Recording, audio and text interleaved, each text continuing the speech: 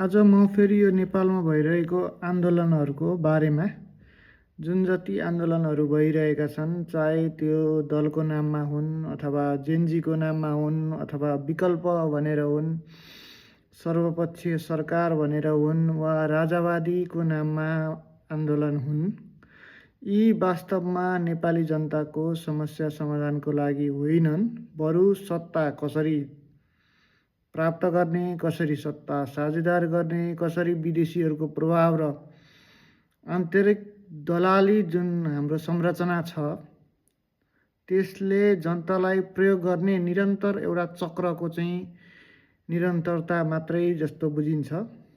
अब नेपालको मूल समस्याहरूको बारेमा यी दल पार्टीहरूले कहिल्यै पनि प्रश्न गरेको देखिँदैन। अब नेपालको मुख्य समस्याको कुरा गर्दा सधैँ भ्रष्टाचार भन्ने कुरा हुन्छ, तर यसको समाधान कसरी हुन्छ त? अब कुन नीति लियो भने चाहिँ भ्रष्टाचारको समाधान गर्न सकिन्छ, कस्तो सजायको व्यवस्था गर्यो भने चाहिँ भ्रष्टाचार कम हुन्छ भन्ने विषयमा यहाँ कोही पनि बोल्दैन। यहाँको जुन बजेट प्रणाली छ त्यो बजेट प्रणाली चाहिँ जुन भत्ता, तलब र फर्जुल खर्चमा खर्च हुन्छ अथवा बजेट जुन हिसाबले विनियोजन हुन्छ त्यो सिस्टमको बारेमा यहाँ कोही पनि बोल्दैन। विभिन्न सन्धि सम्झौता र कानुनहरू जुन चाहिँ विकासको लागि बाधक छन्, ती कानुन नीतिको बारेमा कहिले पनि यहाँ बोल्दैनन्। विभिन्न नीतिहरू जुन चाहिँ बाह्य शक्तिको प्रभावमा बसेर बनाइएका हुन्छन्, तिनको बारेमा पनि खासै यहाँ प्रश्न गरिएको देखिँदैन। सँगसँगै अर्को भनेको चाहिँ हाम्रो जुन सिमाना छ त्यो सिमानाको विषयमा जुन खुल्ला सिमाना छ, खुल्ला सिमानाबाट जति अतिक्रमण भइरहेछ अथवा विदेशी नागरिकहरू र बसाइसराई गरेर आउने पनि अथवा जुनै शरणार्थीहरू हुन्छन्, शरणार्थीहरूलाई ल्याएर राख्ने जुन सिस्टम छ त्यो पनि त्यसको विषयमा पनि खासै कोही बोलिराखेको देखिँदैन। र जुन यी सबै कारणहरूले गर्दाखेरि देशमा उत्पन्न भएका बेरोजगारी र त्यो बेरोजगारीले गर्दाखेरि उत्पन्न भइरहेको विदेश पलायनको विषयमा पनि खासै कोही बोलिराखेको छैन। हाम्रो संस्कृति र सभ्यतामाथि बारम्बार आक्रमण भइरहेको छ, त्यसको बारेमा पनि कोही बोलिरहेको छैन।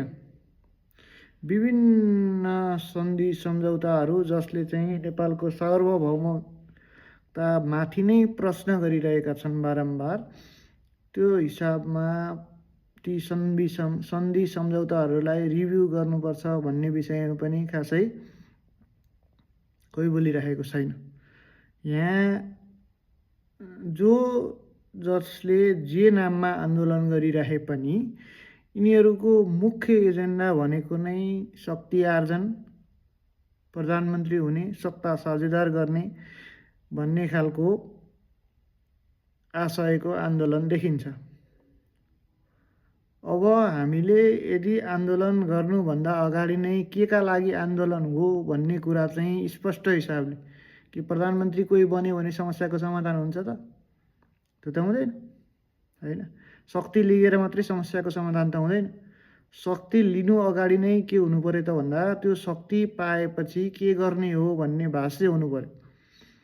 विभिन्न जुन न्यारेटिभहरू सेट गर्ने, मिडिया ट्रायलहरू गर्ने, होइन, विभिन्न संरचनाहरूको चाहिँ पुनरावलोकन गर्ने, होइन, कुराहरू चाहिँ हामीले कहिले पनि गरेनौँ।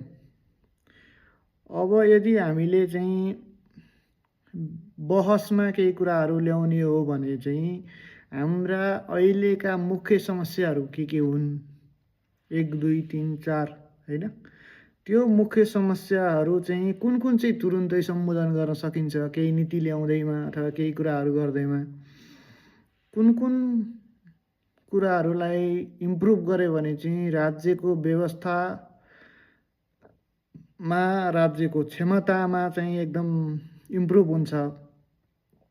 बजेटमा जुन अहिले बजेटको खर्चको जुन प्रणाली छ त्यसलाई चाहिँ कुन हिसाबमा ढाल्दाखेरि चाहिँ हामीले विकासमा लगानी गर्न सक्छौँ, कानुनी उपायहरू के छन्, होइन, विदेशी प्रभावहरू हामीले घटाउनलाई के गर्न सक्छौँ भन्ने कुरामा चाहिँ कोही पनि बहस गरेको खासै देखिएको छैन। अबको बहस चाहिँ हाम्रो त्यतातिर जानुपर्ने देखिन्छ।